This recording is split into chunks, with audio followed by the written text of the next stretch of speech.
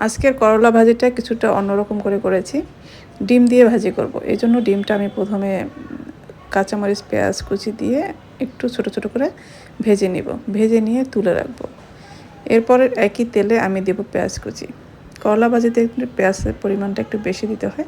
পেঁয়াজটা হালকা করে একটু ভেজে নিব, ভেজে নিয়ে তারপর এখানে করলা আগের থেকে আমি কেটে ধুয়ে রেখেছিলাম, সাথে আমি আলুও দিয়েছি। আলুটা একটু মিহি করে কুচি করে নিতে হবে। এরপর আমি স্বাদ মতো লবণ দিয়েছি, সামান্য পরিমাণ হলুদের গুঁড়া দিয়েছি, আর দিয়েছি কাঁচা পেঁয়াজ কুচি। পেঁয়াজ কুচিটা দিয়ে একটু ভালোভাবে নেড়েচেড়ে মিশিয়ে নিব। এখন আমি এখানে ঝালের জন্য কাঁচামরিচ দিয়েছি, দিয়ে একটু নেড়েচেড়ে মিশিয়ে নিব। যেহেতু আলু দিয়েছি, আলুটা একটু সেদ্ধ হতে কিন্তু সময় লাগে, আমি কিন্তু একটু ঢেকে দিয়েছিলাম এর মাঝখানে। আপনাদের যদি মনে হয় পানি লাগবে তাহলে কিছুটা গরম পানি দিয়ে দিতে পারেন।